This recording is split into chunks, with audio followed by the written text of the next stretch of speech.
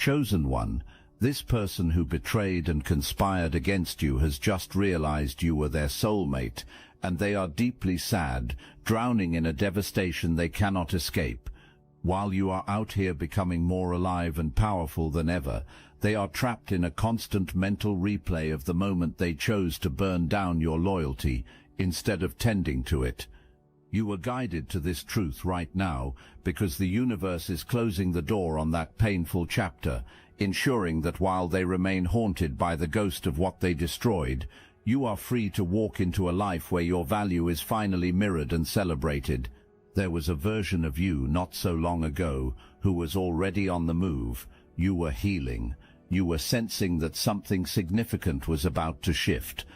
You could feel it building beneath the surface, your energy clarifying, your sense of self sharpening, your life moving into a momentum that felt genuinely and specifically yours. The forward motion felt right. Something that had been building quietly for a long time was about to break through. That was the exact moment this person appeared. Haute to tone, I need you to notice that timing, because it was not accidental. People who operate from fear and unhealed wounding carry a specific kind of radar. They can feel when someone powerful is coming fully online, and they are drawn toward that power, the way a person lost in the cold is drawn toward warmth, not to appreciate it, not to contribute to it, but to press as close as possible and take as much of it as they can hold. This person came in with everything calibrated to disarm you. They were warm, they were present, they were magnetic in a way that felt almost destined. They said the things that landed exactly where you needed them to land. They appeared to see the parts of you that others had glossed over or missed entirely, and in doing so, they created a feeling you had not felt in a long time, the feeling of being genuinely witnessed, of someone finally arriving who could hold the full weight of who you are without flinching. Something in you exhaled, something that had been braced and guarded for a long time finally released. Quadrock. That exhale was the opening they were waiting for. Now here is what I need you to understand about the depth of the connection, because dismissing it entirely would be dishonest. What you felt was real. The pull between you carried layers. It carried something that felt older than this moment, older than this version of your life, an almost cellular recognition, as though some part of you already knew this person before the knowing should have been possible. That sense of ancient familiarity was not your imagination. Soul-level connections are real, and this was one. But a soul connection is not a safety guarantee. It is not a promise that the person on the other side of it has done the work required to deserve you. Some connections arrive to complete something unfinished, to give you the opportunity to finally choose differently than you have chosen before. And what you were being invited to choose this time was yourself, your clarity over their chaos, your growth over the weight of their stagnation, your future over the pull of a past that was never going to take you where you needed to go. Here is the thing to hold on to, because it matters for everything that comes later. Real chemistry and genuine divine alignment are not the same thing, and learning to tell the difference between them is the entire lesson this season was designed to teach you. The shift was quiet at first, not the kind that announces itself through a single dramatic event, but the kind that accumulates at the edges. The warmth that had been so constant became unpredictable. The presence that had felt so full became intermittent. The person who had made you feel so completely seen began doing something far more subtle and far more damaging. They started making you question the seeing itself. They made you wonder whether what you had felt was real or whether you had constructed it out of your own longing. They kept themselves just close enough to prevent you from leaving and just far enough to keep you perpetually reaching. You sanish that. That is a deliberate architecture, and its name is control. Here is what they understood about you that you had not yet fully claimed for yourself. Your energy is extraordinary, not ordinary extraordinary. but specifically rare. The depth of care you carry, the quality of love you offer, the way your presence shifts the atmosphere of any situation you enter. They had tasted what it felt like to be in the full current of that energy. They were not willing to lose access to it, but they were equally unwilling, or simply unable, to do what it genuinely takes to deserve it. So instead of rising to meet you, they began the slow, deliberate work of pulling you down to a level they could manage. It started small. There was a comment that made you second-guess what you knew. There was a moment where your instinct was accurate, and they convinced you it was not. There was a repeated pattern of cooling off precisely when you had been most open, most vulnerable, most fully yourself. With each repetition, something in you quietly recalibrated. You learned to hold back a little more before speaking. You learned to check yourself before feeling something too fully. You learned to offer a smaller, more careful version of your presence, just to avoid the unpredictability of their reaction. You adapted because you are intelligent and empathetic, and you genuinely wanted this to work. You bent a little, and then you bent further, and then further still, until one day you caught your own reflection and realized the version looking back was quieter than you used to be, more cautious, less lit up from the inside. Thought, the Buchan Broaderwood, that was you being eroded on purpose. If you recognized yourself in this message, hype this video to guide other chosen ones to this truth. Torsoth, the erosion was targeted, not random. They were not just generically difficult to be around. They were specifically difficult in the areas where you were most powerfully yourself, your intuition, your ability to read a situation with precision, your creative and spiritual awareness, your capacity to see through surfaces into what is actually happening beneath them. These were the exact qualities they worked on, because these were the exact qualities that threatened their ability to operate around you unchecked. Someone running a long game of manipulation cannot afford to be around someone who sees clearly. Your clarity was not just inconvenient for them, it was an existential threat to the entire dynamic they were trying to maintain. So they worked on dismantling it, labeling your instincts as paranoia, framing your sensitivity as a problem, dismissing your awareness as irrationality. They were not offering you feedback. They were performing surgery, trying to cut away the very things that made you impossible to permanently deceive. They made progress for a season, but they could not go deep enough, because what they were trying to remove was not a personality trait. It was the foundation of your soul, and a soul cannot be extracted from the person it inhabits. While you were adapting, trying harder, and pouring more of yourself into making this work, while you were genuinely and wholeheartedly attempting to close the distance between you and the warmth this person had shown you in the beginning, they were not doing the same thing. They were doing the opposite. Behind your back, they were talking about you to people who had no business knowing anything about your life. They took the private, sacred things you had shared in your most unguarded moments and circulated them as leverage. Quietly and methodically, they were constructing a version of your character that served their interests, a version designed to make certain doors harder for you to open, to ensure that the people whose opinions mattered were primed with a distorted picture of who you were before you ever had the chance to show them the truth yourself. Think back to the periods when you were closest to a real breakthrough, a professional leap, a creative surge, a period of genuine momentum, and something derailed it. Think about when a door you fully expected to open stayed shut for no clear reason, when forward movement that should have been natural hit an invisible wall, when a heaviness settled over your life that had no logical origin, when your natural luck seemed to go completely dry. That luck had always run beneath your life like a current, and then it simply stopped. That was not fate working against you. That was deliberate interference. The emotional chaos this person maintained around you was not accidental. The confusion they kept you cycling through was not a byproduct of their own unresolved damage. It was a mechanism. A person who is perpetually occupied with trying to understand why a connection keeps destabilizing cannot simultaneously build the life that is waiting for them. You were being kept too emotionally consumed to gain any real ground.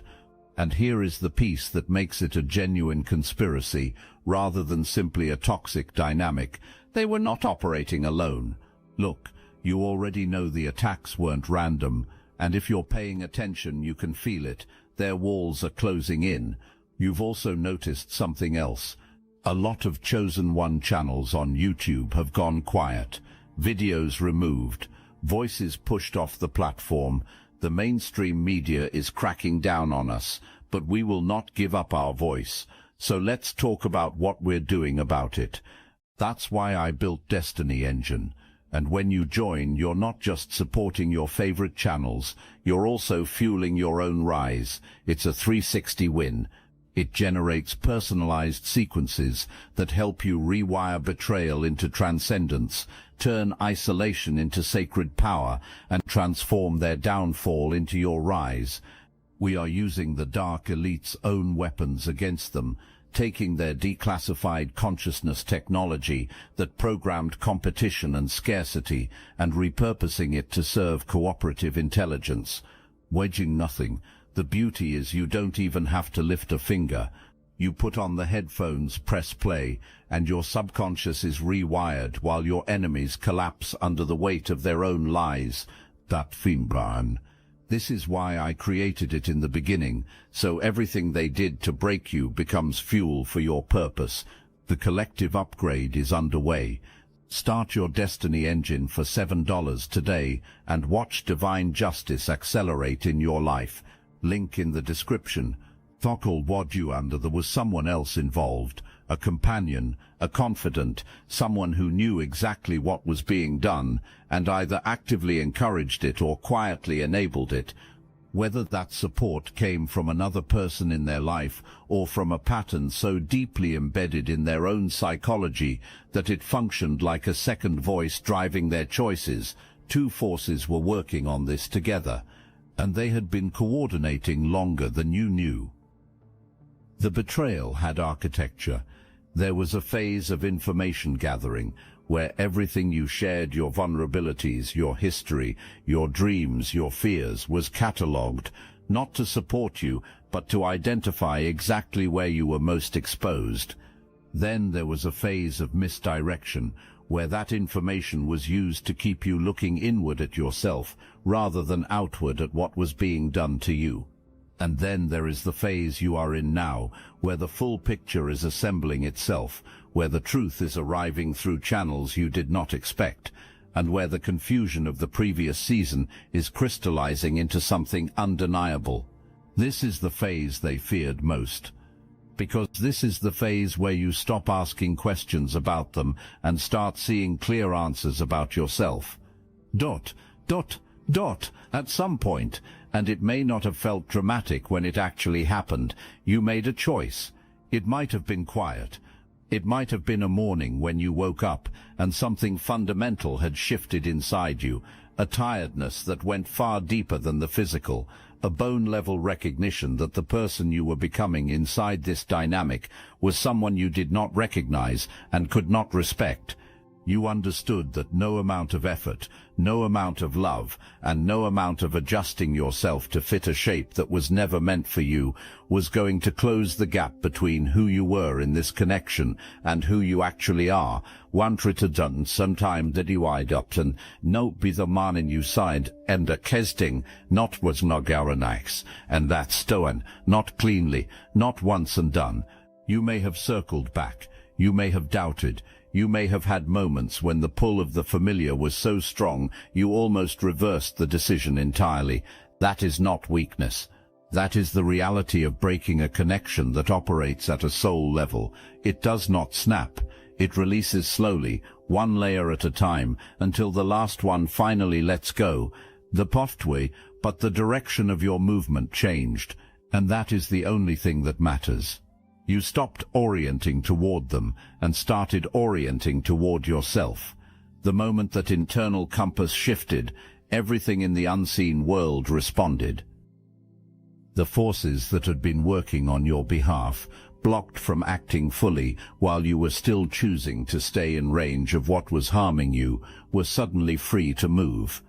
The relationships that fell away in the aftermath were not losses, they were clearances. The opportunities that did not materialize during that season were not rejections, they were redirections. Every door that closed behind you as you walked forward was the universe ensuring you could not backtrack into what you had just escaped. And then the truth began surfacing, not in one clean revelation, but in accumulating pieces, a conversation, a moment of sudden clarity, information arriving through an unexpected channel, the slow assembly of a picture you had not been able to see while you were standing too close to it. The full scope of what had been happening, the conspiracy, the interference, the deliberate and sustained effort to keep you small and dependent and confused, came into focus. And instead of collapsing, which was the intended outcome, which was what the entire architecture of their plan required you to do, you stood straighter. Truth releases you from the weight of an explanation you have been carrying for someone else's behavior. The moment you knew fully and completely, the mechanism stopped working. Their plan required your confusion. The instant you replaced confusion with clarity, the engine powering the whole thing went cold, not gradually, immediately, and the consequences that have since arrived for them are the direct result of that moment, the moment you stopped being confused and started being clear. There was a wound that existed before this person arrived. It was not created by them, it was found by them, and the distinction matters enormously, because understanding it is what permanently closes the door they used to walk through. Go further back than this connection. Go back to the earliest experiences that shaped your understanding of what love looks like, the way affection was given and withheld, the way safety was something you had to earn rather than something you were simply allowed to inhabit, the way a younger version of you learned to interpret silence and distance and unpredictability. That younger version of you absorbed those things as information about your own worth, rather than as information about the limitations of the person in front of you. Something in that early landscape gave you a blueprint. It became a map of what intimate connection feels like from the inside. And because that map was drawn during a period when you had no capacity to question it and no framework to recognize that what you were being shown was incomplete, it became your baseline, the familiar shape of love, even when that shape was not one that actually loved you well. Someone like this person, someone who needs access to another person's energy in order to feel powerful, someone who requires a particular dynamic to sustain their sense of control, has a specific talent for finding that blueprint in others and matching it precisely in the beginning. The opening warmth, the manufactured closeness, the feeling of finally being seen, all of it was calibrated to fit the exact shape of what you had been taught to recognize as love. That is not your fault. It is how early wounding operates. It does not announce itself. It simply makes certain dynamics feel familiar, and familiar things feel safe, even when they are not.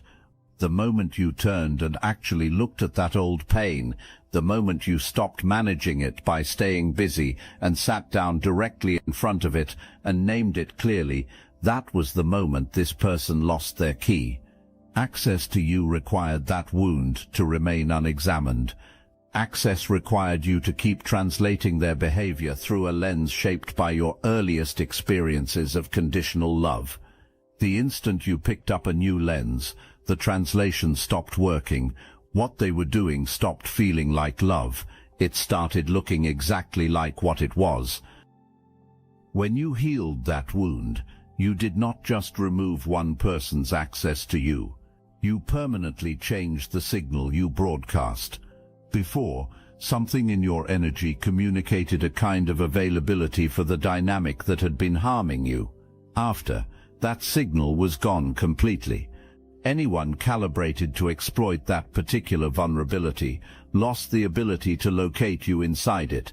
You became unreachable in the specific way that matters most, not because you shut down or armored yourself or stopped loving with depth, but because the thing they were using as a door no longer existed. You had rebuilt that part of yourself with something they do not have the tools to dismantle.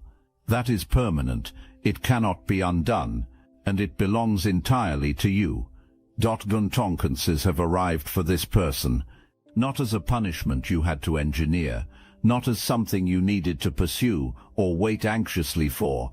The natural result of sustained deception and deliberate harm is always the same.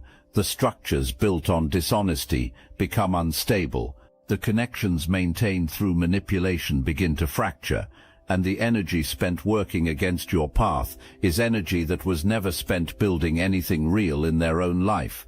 That absence is now visible to them in ways they cannot explain away. But the heaviest part of their reckoning is not material. It is the relational understanding that has finally, fully arrived. They looked at you. They actually looked at what you were offering, the depth of love and loyalty and genuine partnership that was available to them, and they chose to control it rather than cherish it. They chose the feeling of power over the experience of being truly loved. And now they understand, with the specific clarity that only arrives when it is too late to act on it, that those two things are not interchangeable. You cannot manufacture the warmth of being genuinely loved by someone of your depth. There is no equivalent available anywhere else. They held something irreplaceable in their hands and made a series of deliberate choices to destroy it. They understood on some level, even in the middle of the conspiracy, that you were the one. You do not build that kind of calculated architecture around someone you consider ordinary.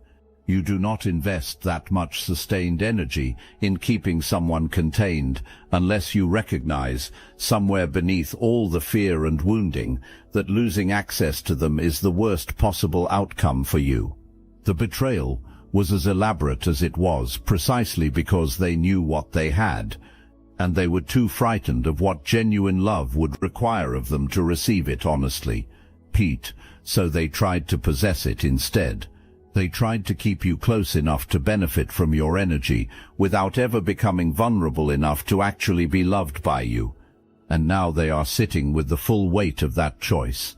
Dot, dot, dot, dot, dot, dot, dot, dot, dot, dot, dot, dot, dot, dot. If they had chosen differently, if at any of the pivotal moments they had chosen honesty over performance, growth over familiar pattern, genuine connection over control, you would have been there. Your love was that real, that committed, and that patient.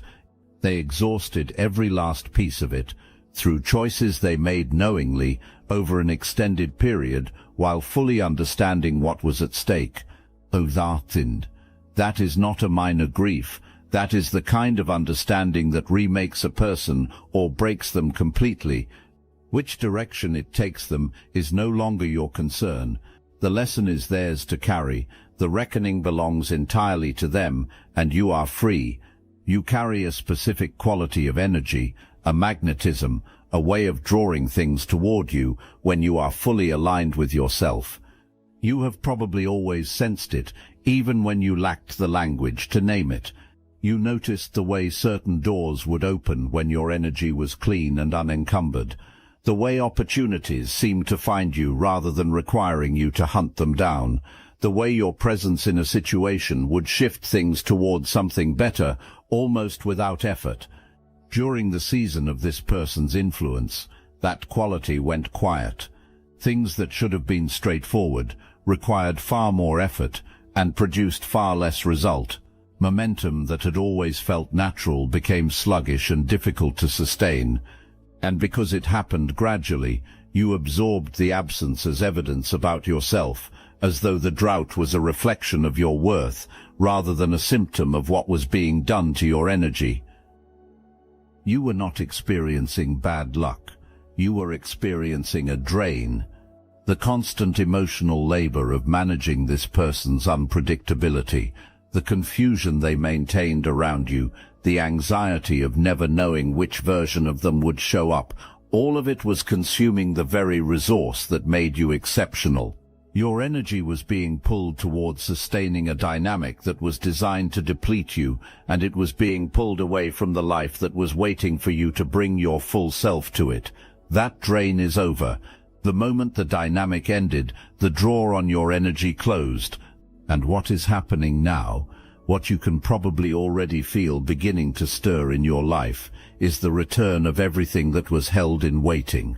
Your natural flow is coming back, and it is coming back with force. The stability you have been reaching for, in your material world, in your sense of safety and groundedness, in your certainty that your foundation cannot be pulled out from under you, is arriving. Something was owed to you, something was redirected and delayed and interfered with, and the universe, which keeps precise accounts, is returning it now. What you receive in this next season will reflect not just what was taken, but everything that was held back across the entire period of interference. Delayed things do not simply arrive at face value. They arrive carrying everything they accumulated while they were waiting. The connections coming into your life now carry a completely different signature from what you experienced before. What is arriving is not dressed in performance. There is no calculated warmth designed to create dependence. What is coming toward you now is built on genuine resonance. It is the meeting of people who have done the inner work, who arrive from a place of wholeness rather than hunger, and who choose each other clearly rather than strategically. That is what was always waiting on the other side of the fire, not just the absence of the wrong thing, the full, real, inhabitable presence of the right thing. You are the dark horse. You are the one this person fundamentally underestimated, the one they looked at through the distorting lens of their own fear and saw as something manageable, something that could be kept contained and useful and just uncertain enough to never fully leave. What they failed to see, what they could not see because it required a level of self-awareness they had never developed, was that they were standing next to the most powerful force that would ever pass through their life. Dark horses do not make announcements. They do not need external validation to keep moving. They do the work in private. They heal when no one is watching. They develop in the seasons when others have written them off. And then they emerge, fully formed, undeniable, moving with a velocity and a grace that leaves everyone who bet against them simply standing in the wake of what passed.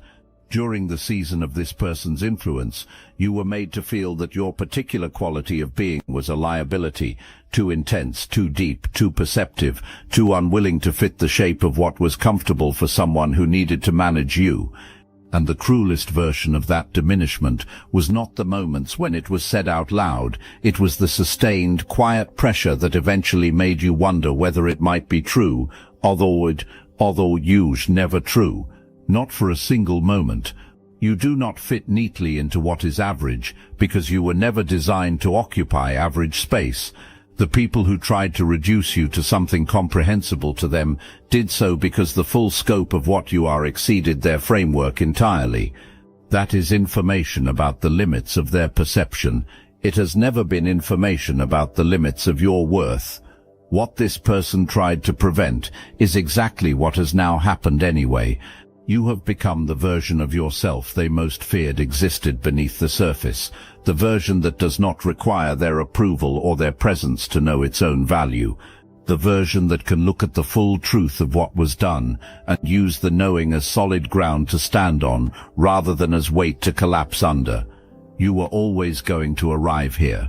The path was harder and longer than it needed to be because of the interference, but the destination was never in doubt. You were made for this version of yourself, and now that you are standing fully inside it, nothing that operated on the old frequency can reach you anymore. There is a false narrative that needs to end today. It has been running quietly in the back of your mind, and it has done enough damage. It says that a more discerning version of you would have seen through this from the beginning, that trusting as deeply as you did was evidence of a flaw that needs correcting, that your love was in retrospect a mistake. None of that is true, not one word of it. Your love was never the mistake. Your love was the most accurate expression of your character that exists. You showed up fully and genuinely for another person. You did not withhold yourself as a hedge against potential loss. You did not love at partial capacity to protect your ego. You brought everything you had and offered it without conditions. That is not naivety. That is courage, and it is precisely the quality that makes you capable of the kind of love most people spend their entire lives searching for. The lesson is not to love less. The lesson is to direct that love with greater precision toward people who have demonstrated, through sustained and consistent action over time, that they are capable of receiving it without destroying it. You have that precision now. It was built inside you by the exact fire you just came through. It lives in your body.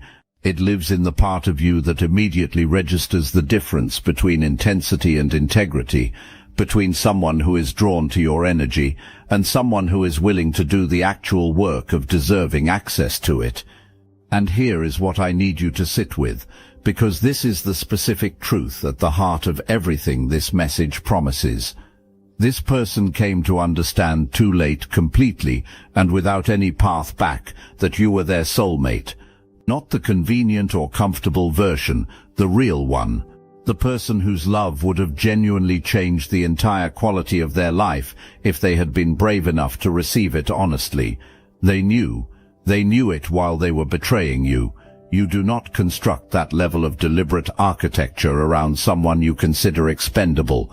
You do not invest that much sustained energy in keeping someone contained unless some part of you recognizes, beneath all the fear, that losing access to them is the worst thing that could happen to you.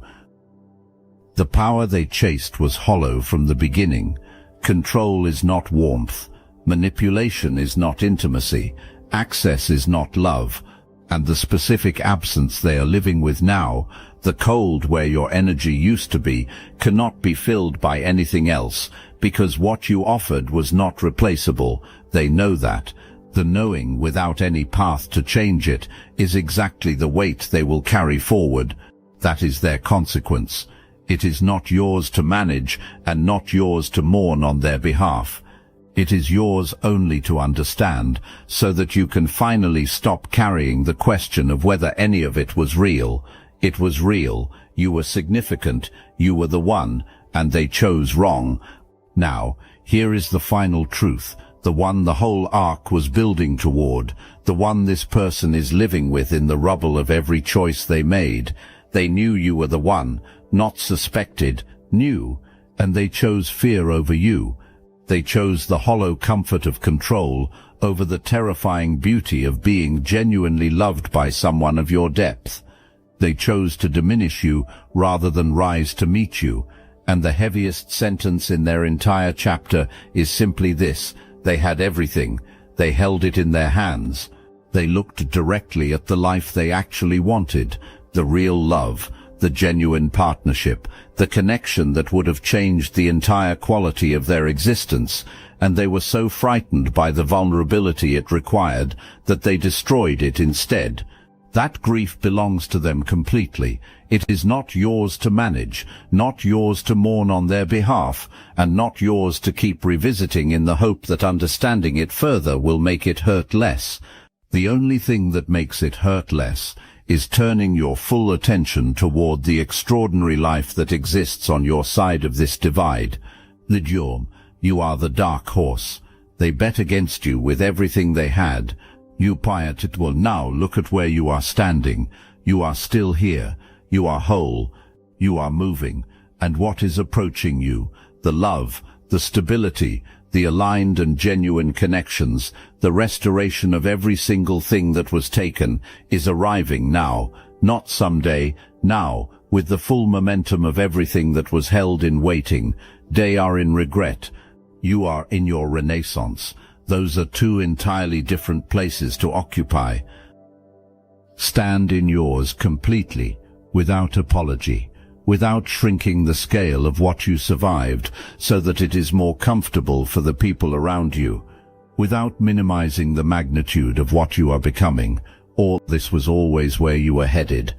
Every painful, confusing, disorienting piece of the last season was part of the preparation for exactly this. The fire burned away everything that was not essential, and what remains is the purest, most powerful, most fully arrived version of you that has ever existed. Nothing is blocking the way anymore. Chosen one, absolutely nothing, or the turn toward what is coming. Open your hands and go.